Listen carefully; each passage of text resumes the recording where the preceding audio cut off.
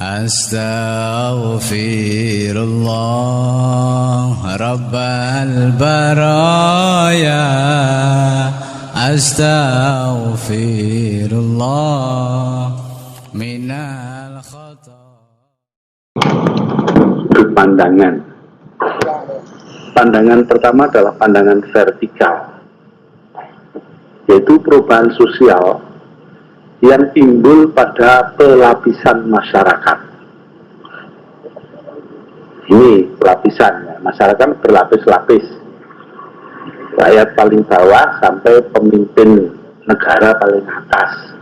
Nah, itu semua ada pelapisan-pelapisannya atau ada totabiyahnya, katanya orang Arab.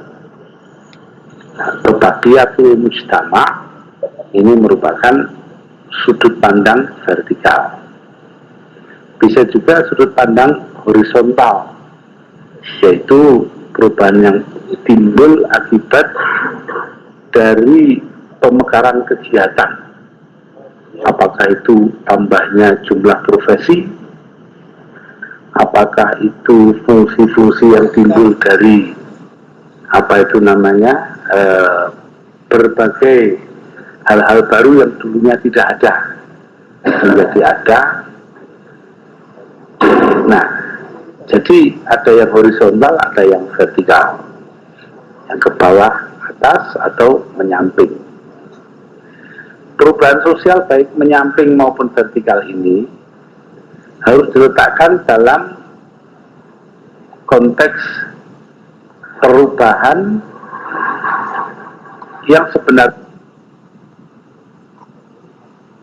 perubahan sosial itu sendiri, ya, bukan perubahan sosial itu ansih, tapi lebih merupakan perubahan penggunaan teknologi, perubahan pola-pola komunikasi, perubahan administrasi pemerintahan, perubahan sistem politik, perubahan tata niaga, sederet perubahan lain itu punya pengaruh dan dampak baik terhadap perubahan sosial yang vertikal maupun yang horizontal. Jadi melihatnya harus begitu. Nah, apabila kita lihat demikian, kita juga harus melihatnya dari sudut perjalanan waktu. Karena kita kan kalau sudah melihat perubahan-perubahan itu berdasarkan perubahan bidang-bidang lain dan dampak dari perubahan di bidang lain kepada kehidupan sosial, maka kita juga harus melihat adanya perjalanan sejarah. Artinya hal yang sama juga dulu menimpa masyarakat kita. Mungkin coraknya atau bentuknya lain-lain, tapi sama saja. Jadi kalau kita lihat umpamanya saja, ada rakyat, ada elit, ya. Maka dulu juga ada elit, cuma dulu elitnya Tumenggung, Demang, Tumenggung, sampai kepada Patih, Ratu, ya, Prabunya. Nah sekarang ini Tumenggungnya ganti, gembirnya jadi Korpri, loh, bentuknya lain, tapi pelapisannya sama, tuh, elit dan rakyat, loh, gitu loh, maksud saya. Jadi secara sejarah juga harus kita ketahui. Secara sejarah harus kita ketahui itu. Nah ini namanya perjalanan sejarah yang demikian. Itu sejarah sosial. Dinamakan sejarah sosial karena dia tidak berbicara tentang tokoh satu persatu, tapi adalah pergerakan secara umum. Masyarakat Aceh lama adalah masyarakat oligarki, masyarakat elit, masyarakat yang elitnya adalah orang dagang. Makanya gelar-gelar di Sumatera Timur orang kayo, ya, orang kaya kan. Sedang sebaliknya orang kaya di Jawa itu disembunyikan karena yang keluar kesatria.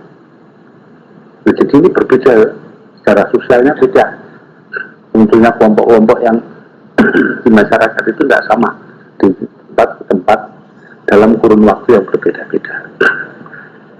Jadi itulah para peserta daurah, gemblengannya itu perubahan sosial kayak gitu. Nah sekarang kita ingin tahu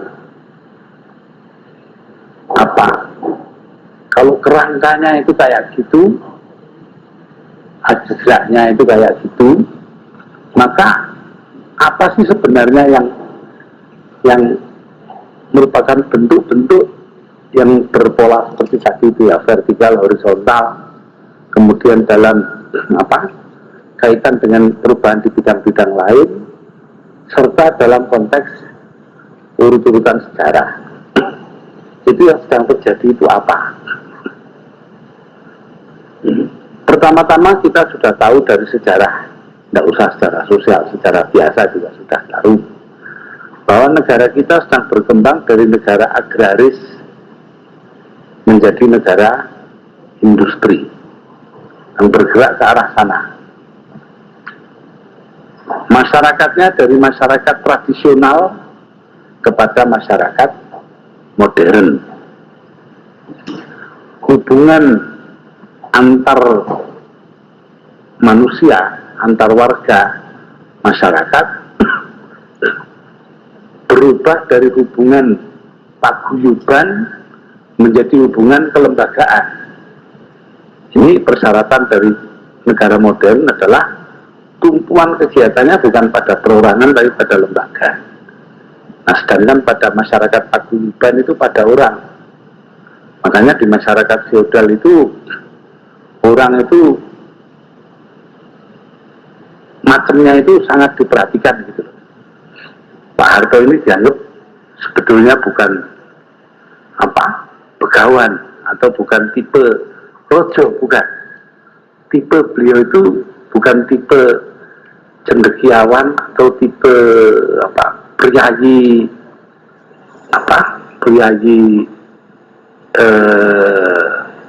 administratif.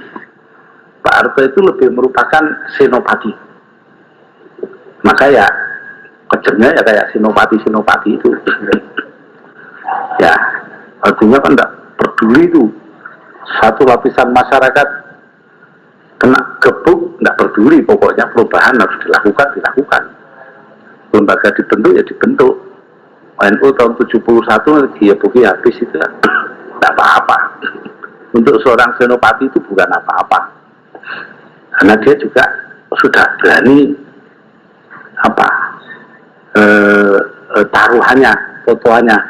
Kalau gagal dia bisa digusur dan dihukum mati. Loh, jadi gitulah seorang senopati itu.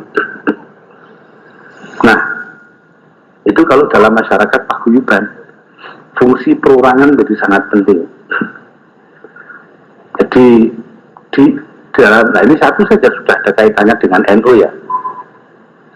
Kalau NU yang paguyuban, Suriah menjadi penting karena tokohnya.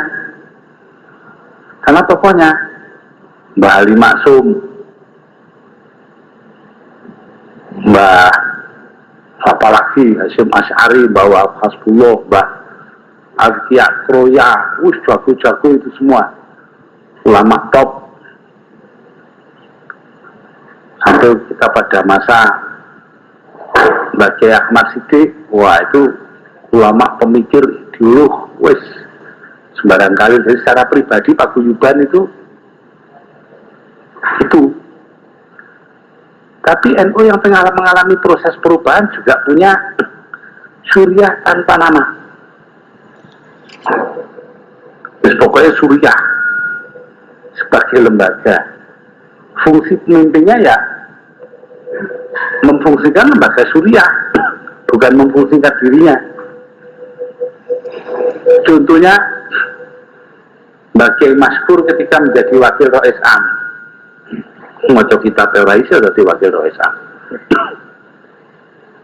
Mbah Kiai Maskur Singosari Malang pernah jadi wakil Rois Am. Ya mungkin juga waktu saya ini jadi katib awal dulu ya di PP Surya ya. Ya ora becus itu dipaksa paksakan supaya lembaga suriahnya jalan gitu loh, sebagai lembaga. Kadang-kadang ketemu orangnya yang jalankan fungsi itu ya pribadinya juga bisa menjadi menonjol gitu. Baik berperan kelembagaan maupun berperan paguyuban, dia bisa. Ya, contohnya Mbak Kiai Sahal Mahfud umpamanya. Ada ya Mbak Kiai Ahmad Siddiq dulu. Contohnya gampang kok. Nek ditekoni iso jawab. Ya, nunjuk kitab-kitab segala macam toh. Tapi kalau ditanya keputusan, rapat dhisik, gitu loh. Nah, sedangkan kiai yang masih paguyuban itu kan tidak memperhatikan rapat kan, karpe dewe ngono lho, mutusi karpe dewe. Nah itu. Tapi sebaliknya Suriah model baru sekarang tambah lama cenderung tambah melembaga. Mbak Gelia Surufiat Islam kita sekarang kan gitu. Wah, apa saja dibawa ke beliau, bagus. Ya, dicoba dianalisa bareng-bareng, kelihatan di situ hebatnya. Tapi nanti terus ini jadi bagaimana Kiai? Ya sudah, nanti kita rapatkan saja. Jadi lembaga menjadi lebih penting daripada pribadi. Baik, ini saya hanya menunjuk kepada pola-pola kemasyarakatan yang paguyuban dan yang kelembagaan, Gemeinschaft dan Gesellschaft. Para peserta daurah, kita sudah ketahui tadi bahwa masyarakat kita berangkat secara historis secara kesejarahan dari masyarakat tradisional menjadi masyarakat modern, masyarakat pertanian menjadi masyarakat yang industrialis, masyarakat industrial, masyarakat yang statis menjadi masyarakat yang dinamis, dan masyarakat paguyuban menjadi masyarakat kelembagaan. Perubahan ini adalah niscaya tidak bisa dihindari, karena perjalanan sejarahnya sudah seperti itu. Nah, di dalamnya terjadi perubahan-perubahan perang. Kalau di masyarakat yang statis, para pemimpin yang cemerlang secara pribadi itu menjadi penentu.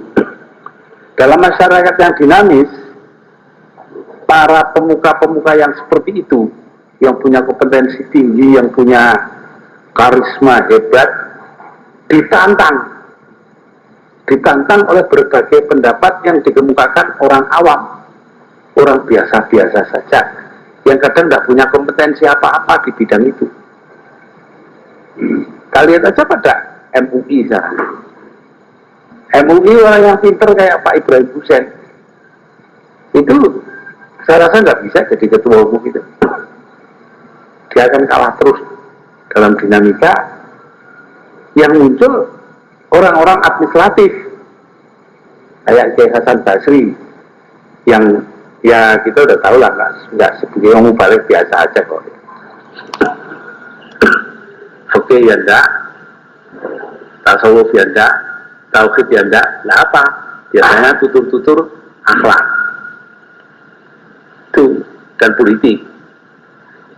Itu unggulannya dalam administrasi dan manuver-manuver politik organisatoris. Nah, jadi di sini kelihatan tambah lugas gitu loh. Ya, ini sudah kelihatan di MUI. Bahkan sebentar lagi kalau Pak Hasan Basri nggak ada, saya yang akan jadi itu Quraish Shihab, Dr. Quraish Shihab. Nah, tapi ya bagaimana wong dia yang megang mekanisme organisasi, dia yang bisa mempetakan gerak-gerak organisasi di dalam berbagai bidang, dia yang mampu menyiapkan tatanan organisatoris untuk mengembangkan program-program. Ya Pak Ibrahim Hussein keteter, dia kan kebagian tempat di Komisi Fatwa ila Yaumil Akhir. Nah, ini yang saya maksudkan tadi itu, ada perubahan-perubahan itu akan muncul dengan sendirinya. Problemnya kalau sudah demikian adalah di tengah perubahan sosial seperti itu, lalu kepemimpinan kita yang selama ini kohesif, ulama saling menghargai satu sama lain, mempunyai kelebihan masing-masing sehingga saling menghargai karena punya kelebihan yang berbeda-beda. Ya, foto-foto ahli nahwune, wah seperti itu. Yang satunya ikut Imam Sibawai, satunya ikut siapa lagi gitu, wis pun. Nggak entek-entek. Dulu itu bagi Bisri Sansuri itu selalu habis waktunya tiap bulan minimal 3 hari pergi ke Kroya, ke tempat Kia dan gegeran soal masail fikih di sana. Wis itu memang ya senengannya wis tiap nenek. Kadang-kadang mereka ketemunya di Jogja ini dengan Mbah Hajid dari PP Muhammadiyah, Hajid Sarjah Muhammadiyah. Karena pada memelih fikih itu 3 orang itu. Nah sebaliknya Mbah Wahab Hasbullah lebih amprok dengan Hasan Bangil dulu di Bandung, karena seneng sama-sama seneng usul fikih.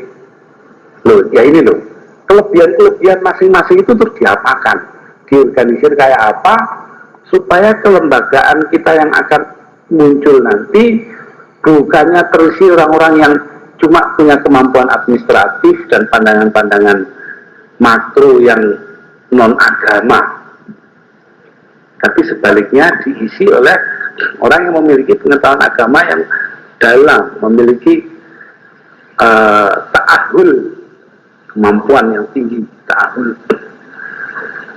Ini tantangannya nanti dalam masyarakat yang seperti itu perubahannya.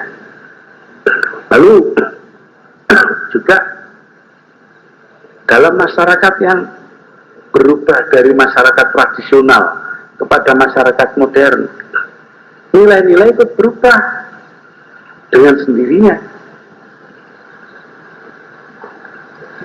Kalau fikih itu tadinya merupakan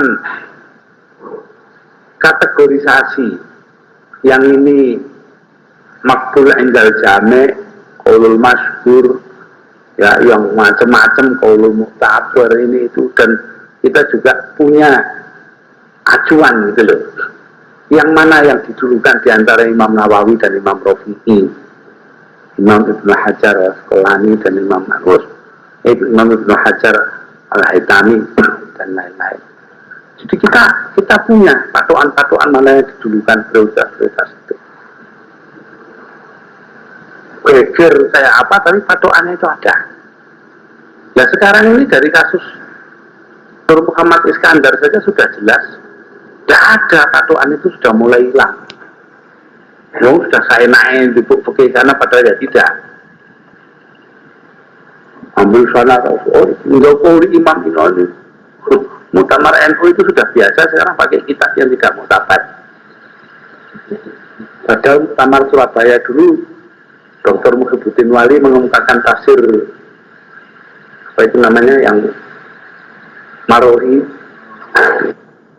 terus itu wak kambuh itu ditulis dalam abad ini kan, tafsir Marohi tahun 35 enggak salah.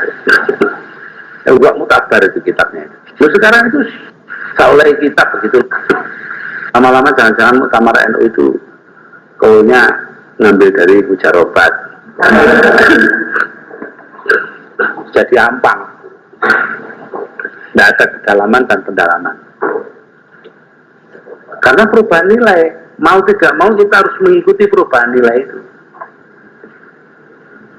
Ini yang menjadi sulit. Nah perubahan nilai itu intinya kan begini, menuju kepada apa ya, mencairkan kekakuan.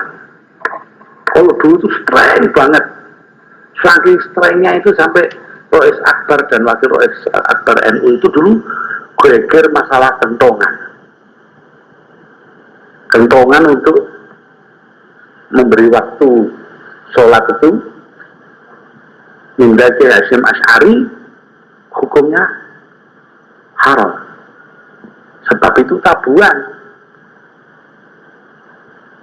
Tapi hingga Wakil Rois Akbar Kiai Fakih Mas Kumambang itu boleh mubah, dan beliau didukung oleh guru mereka berdua, yaitu Kiai Mahfud Termas. Tapi itu dengan adab yang luar biasa. Ketika surat dari Kiai Fakih Mas Kumambang yang membolehkan menjawaskan kentongan itu sampai ke Tebiren, Kiai Hasyim memanggil para santri senior dan ulama-ulama setempat daerah Jombang dalam satu majelis. Kemudian apa itu namanya, dibacakan pendapat itu di muka para ulama semua. Coba, padahal sekarang kalau ada pendapat lawan kan malah disembunyikan. Dulu enggak, diadakan. Nah, terserah, kamu mengikuti terserah, tapi di Pondok Tebiren jangan. Loh, itu yang berlaku di situ pendapat beliau.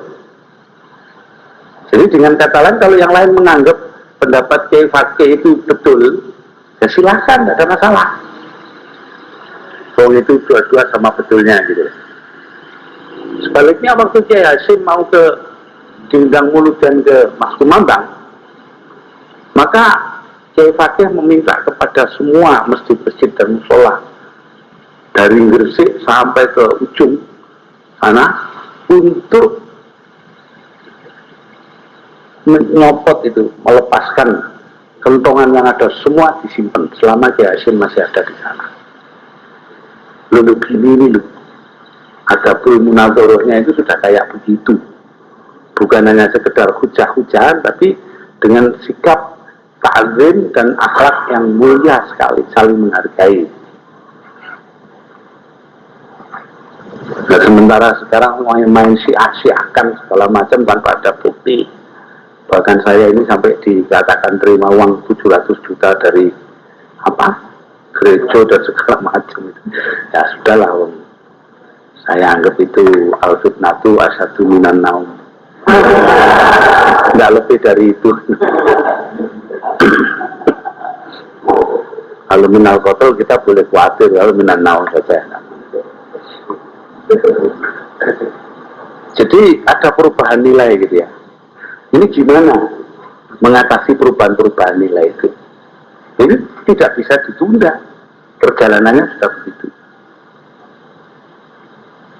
Nah, kita terbagi pada dua posisi dalam hal ini perubahan-perubahan nilai itu, yaitu bahwa ada nilai-nilai yang memang sudah begitu mapan, tidak bisa dirubah lagi. Tapi ada yang walaupun formalnya itu sudah ditentukan, tapi kalau dianggap tidak perlu dimapankan, ya dirubah. Saya ambil contoh sekarang. Ketika Allah yarham Walid Abdul Wahid Hasyim Menteri Agama dengan bersama-sama Ki Ahmad Junaidi, ya, yaitu bapaknya Pak Mahfud selaku Direktur Peradilan Agama lah kalau zaman sekarang. Dulu kepala dinas, kepala apa ya, Biro Pengadilan Agama apa dulu. Ditambah sejumlah ulama lain mengambil keputusan dibukanya SGHA, Sekolah Guru Hakim Agama, yang ujungnya akan menciptakan hakim agama. Boleh nggak menerima siswi putri? Konsekuensinya besok-besok hakim agama boleh putri. Loh, ya boleh.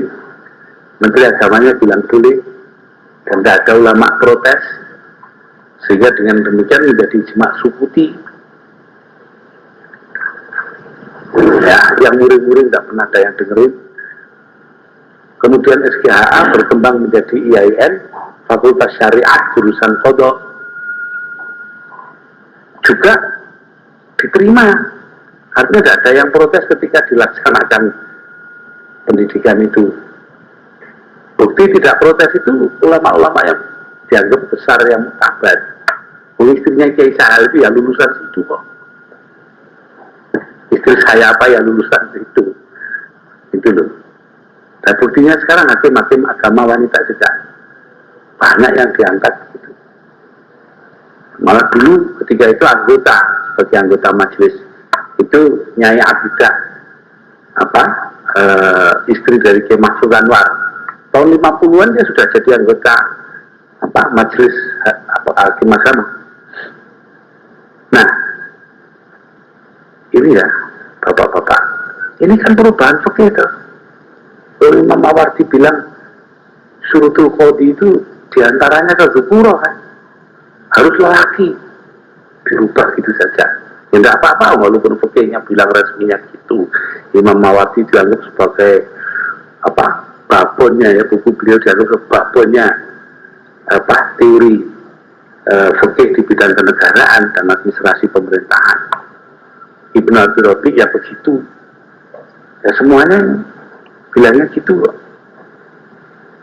Bahkan sekarang sudah sebentar lagi kira jangan-jangan ada Megawati, ada Tutut, ada Syamili barang ini.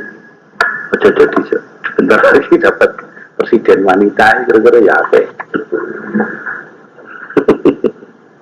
Padahal ya jelas Imam Mawardi tidak ada syaratnya itu tidak bisa diterima itu wanita. Tapi kok ya jadi. Padahal itu ada dalil naklinya ke hadis Imaratul Mar'ah itu ya. Kayak apa? Lo kok ya semua kok ayam. Jadi kayaknya ikut ayam.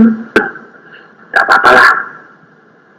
Dan itu bisa dicarikan pembenarannya tanpa jadi munafik. Kalau saya sudah saya lakukan ketika Maulana Ja'far Jardoy dari Pakistan datang ke Indonesia dan dia mengatakan berkunjung ke NU, dikiranya NU itu ya kayak sono gitu lah. Ngomongnya Pakistan akan rusak sebentar lagi karena dipimpin wanita, sambil nangis-nangis gitu. Dia percaya betul loh hadis ya. Saya bilang Maulana, sampai tuh baca hadisnya yang keliru, bukan hadisnya yang salah. Mengapa? Loh, karena itu berlaku pada zamannya. Itu kita harus cari mafhum kholafahnya, itu di zamannya begitu. Hadis itu berlaku untuk masyarakat suku yang mujtama' Qobali, di mana terjadi pertentangan dan pertempuran antar kabilah dengan kepemimpinan yang sifatnya pribadi, za'amatut tasyakhus ya, atau musyakhos, za'amah musyakhosah. Di mana kepala suku ya jadi sembarang kali, panglima perang ya, pengatur agraria ya, pembuat hukum ya, pembagi waris, sembarang kali. Nah, kalau gitu ya tidak bisa lain, memang harus lelaki. Tapi sekarang ini kan tidak. Benazir Bhutto mengambil keputusan dalam sidang kabinet, mayoritasnya pria, menteri-menterinya. Mereka harus bergerak dalam acuan undang-undang yang bikin anggota parlemen, mayoritasnya pria. Undang-undang diperiksa oleh Mahkamah Agung sesuai enggak dengan Undang-Undang Dasar. Semua Mahkamah Agungnya, hakim agungnya pria. Tidak ada artinya Bhutto di situ. Dia cuma salah satu di antara sekian orang itu. Nah, cuma sebagai simbol dia memang yang menjulang. Nah, ini harus dibedakan dari yang dimaksudkan hadis itu. Berarti fikih harus dirubah. Nah, ini loh saya maksud tadi. Jadi ada perubahan-perubahan yang memang aturan yang baku pun ya bisa dirubah. Nah, jadi mari kita lihat hal ini akan terjadi.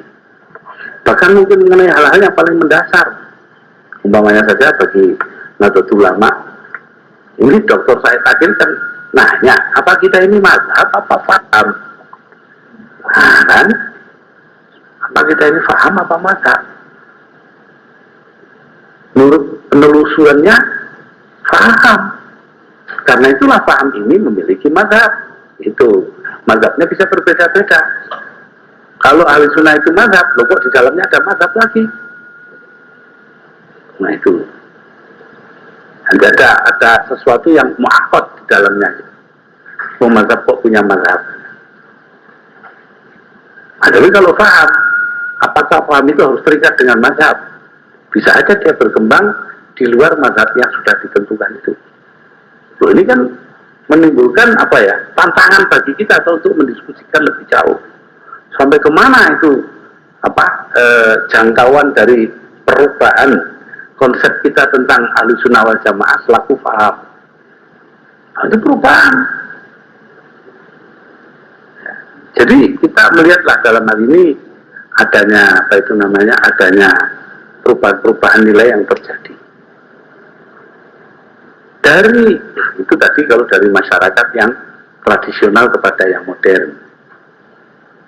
Dari masyarakat agraris menjadi masyarakat industrial. Yang berubah adalah pengorganisasian masyarakat, artinya struktur masyarakat yang berubah. Kalau sekarang ini kita lihat ulama tempatnya masih sentral lah, boleh dikata sentral. Walaupun tambah lama sentralnya itu hanya kalau mau pemilu saja. Selebihnya ya untuk seremoni, ya turun dungo kalau ada pejabat punya hajat, pokoknya gitu-gitulah. Tapi ketika mengambil keputusan yang pokok, apa pernah ulama ditanya? Maka TV-nya ya tidak karu-karuan, suaranya tidak karu-karuan, ulama di sebelah ini. Jadi ada perubahan peran, nah itu. Kalau sudah perubahan struktur masyarakat, ya bangunan sosial, ya tanzimul mujtama berubah, ya dengan sendirinya peran-peran juga berubah. Ulama yang tadinya menjadi pemutus kata itu bisa tersingkir, dia menjadi pengikut kata. Kalau ada teman kita yang gombal politik namanya Agus Miftah itu ngomong, ya, itu kan preman ya, premanan gombal, ya, definisinya kan gitu. Maka katanya Gus Miftah, yo kabeh ini fakta atau Gus sing faktoran.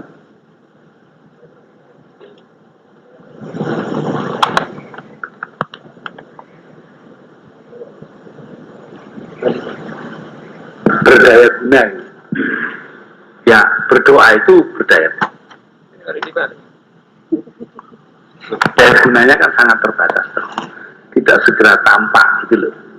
Kalau doa ya terserah kapan Gusti Allah mau ngasih. Tapi kalau merubah melalui keputusan itu kan kita sendiri yang letakkan perjalanannya gitu loh. Kira saya ngomong gini ini karena saya sendiri orang yang percaya dungo gitu loh. Karena banyak orang dungo sudah tidak percaya isinya dungo itu banyak. Kalau saya masih percaya betul malah ya, malah ini ada yang cerita sama saya ngipi para aulia desa itu di pendopo podo ora karu-karuan. Piye? Oh, Mbak Ngandel numpak sepeda roda 3 yang punya anak kecil itu loh. Terus Mbak Kudus itu dolanan meker. Buat apa? Di pendopo. Terus bongsong tinggi sebelah sana juga gitu juga. Ada yang apa namanya? Dolanan tete anu macam-macam dolan. Satu orang duduk di luar di pohon, bersandar di pohon, lenger-lenger lihat itu semua. Terus geleng-geleng kepala terus dia pergi. Nah, niku nopo niku? Terus artinya ngoten niku. Lalu saya percaya dungo. Ya saya bilang ini artinya perkembangan ini ulama-ulama para aulia yang status quo sudah tidak bisa ngatasi. Jadi dolanannya artinya wis ora serius, wis ben ngono lah dadi apa ya kono. Itu karena saya percaya dungo gitu loh. Nah, ini saya cuma bicara ya. Tapi peran doa ini terus tambah lama tambah tidak membawa kemana-mana kecuali ya kebutuhan psikologis. Nah, lalu di mana peran ulama itu? Kalau demikian dalam keadaan masyarakat industrialis, saya rasa kalau mau ya cukup banyak. Ulamanya orang lain kok ya bisa gitu loh. Ulamanya orang lain kalau itu dibilang ulama dalam arti definisinya tidak Islam ya. Singapura itu kan ulama. Orang mau bangun itu kan bikin sendiri agendanya, tidak pakai nunggu peranan, dia dikasih oleh masyarakat, dia bikin sendiri, ngurusi orang-orang sekeng, pemulung-pemulung di pinggir kali Code.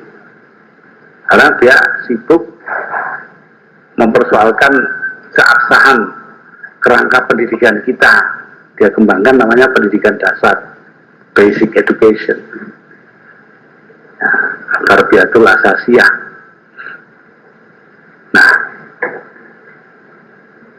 yang lain juga begitu, ambil peran sendiri-sendiri. Arya Ratna, seorang pemimpin Buddha, membuat agenda pengembangan masyarakat melalui apa itu namanya, lembaga-lembaga yang keagamaan yang sudah ada, difungsikan pada kemasyarakatan. Itu begitu banyak bisa dilakukan oleh semua pihak. Nah, yang Islam bagaimana?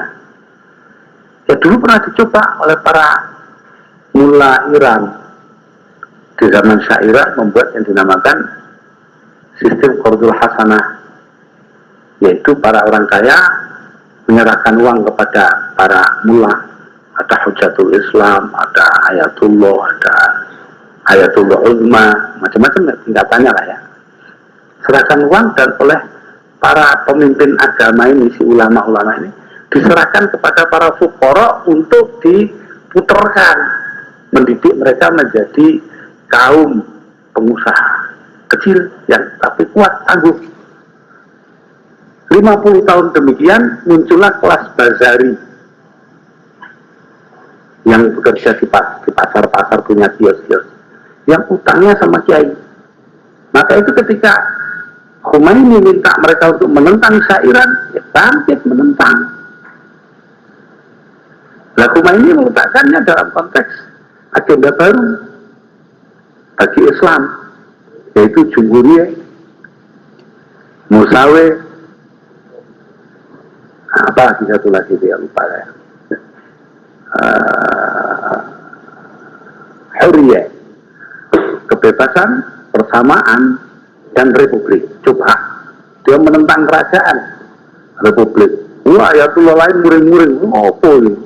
Islam dibatasi republik, tapi ya nyatanya yang menang Khomeini kan. Nah, jadi kita lihat di sini sebenarnya bisa ulama mengambil peran sendiri dalam suatu masyarakat industrialis pun, kalau mereka menyadari peranan itu bisa dikembangkan, agenda bisa dimekarkan, tapi ya harus punya keawasan gitu kan, intibah terhadap kebutuhan perubahan itu sendiri. Nah, dari sudut sejarah kita melihat tantangannya apa, Pak? Perubahannya apa? Dari sudut pandangan agama, kita berangkat dari masyarakat yang tidak demokratis menuju kepada masyarakat demokrasi. Masyarakat yang warga negaranya tidak ngerti hak-hak mereka, sehingga bisa digusur seenaknya, bisa diperkosa, bisa diwas. Kita melihat tiap hari lah tukang becak dikeplai, hansip itu. Seorang gubernur yang begitu mulia, begitu tinggi, hanya lihat bis yang tidak kena ditoto turun, supir itu turunkan supirnya ke ampun ya, bisa-bisa gubernurnya namanya Ali Sadikin, tidak pakai proses hukum ya. Ya lebih jauh lagi malah orang bisa ditembak seenaknya ini. Beberapa tahun yang lalu itu yang Kapolri yang kemarin itu siapa namanya?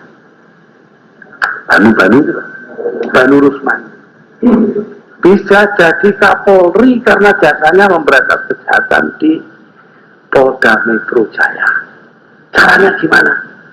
Si jenenge preman itu dikurep nih, terus belakang dengkulnya ditembak dengan peluru plastik gas. Remuk kan tulang lututnya, tidak bisa jalan, jadi tidak bisa berbuat jahat lagi. Ya, tapi yang jahat yang mana coba? Yang tidak memberi peluang orang itu, yang tidak ngerti ukuran hukuman. Padahal fikih itu ada ukurannya. Ada tagribu sana, wadah dorb, ini atau dorbin, wadah hapes, bahkan ada kisos derajat-derajatnya. Ini kok hukuman cuma satu, peluru plastik. Kenapa plastik? Karena kalau plastik tidak infeksi gitu saja. Tidak ada, itulah Pak, keracunan. Kalau logam kan di dalam tubuh bisa meracuni. Ya cuma itu saja belas kasihannya. Dan itu ulama jangankan kok mau bikin agenda menghapus, tahu saja tidak. Lebih jauh lagi, mau tahu saja tidak. Kita habis dengan rutin-rutin kita, mulai hall sampai sembarang karir lah sudah. Terakhir ditambahi pemberangkatan haji dari pendopo kabupaten, itu termasuk minal ibadat al-hadisah.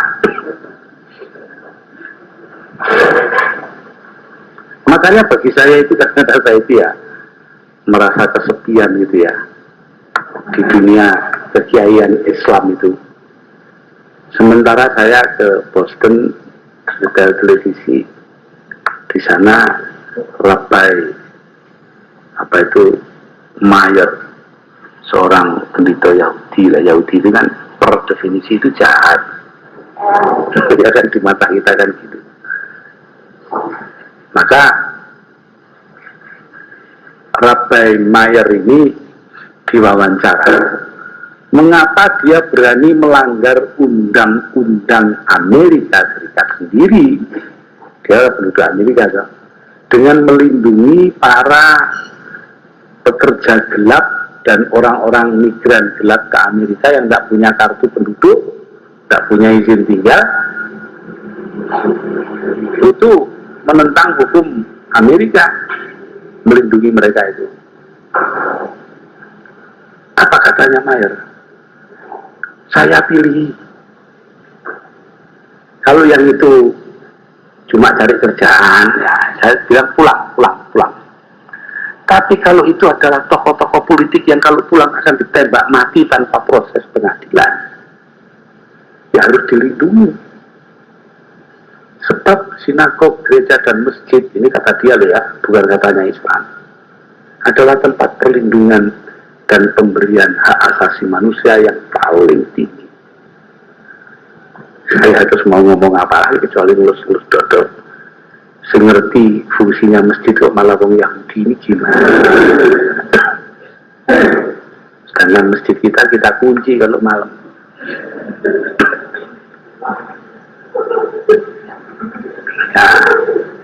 Ya itulah. Jadi maksud saya adalah bahwa agenda sosial itu luas sekali gitu loh, bisa menuju perubahan-perubahan yang luar biasa. Bahkan yang tidak kelihatan sebagai agenda saja. Ketika Mahatma Gandhi melihat dari tradisi Hindu, dia kembangkan yang dinamakan Satyagraha, perlawanan tanpa kekerasan. Orang tidak baris saja protes. Ketika boykot, ngejak orang boykot jangan beli garamnya Inggris, gawe dewe, ayo baris ke pesisir, gawa baskom. Ratusan ribu orang ikut beliau, digebuki polisi itu ya tidak ngelawan, tidak apa, jalan terus saja gitu. Mari kita kepung pabrik tekstil di Amritsar, sekian ratus ribu orang ikut serentak, digebuki polisi ya diem saja, tidak ngelawan, tidak apa. Jatuh satu yang lain maju ganti, lama-lama kan polisinya kesel sendiri. Nah, ini semua ya, perubahan sosial dari sudut sejarah itu begitu. Dari sudut negara yang tidak memiliki kedaulatan hukum, tapi kedaulatan kekuasaan. Apa katanya penguasa? Negara kita masih begitu, sedang menuju ke negara hukum.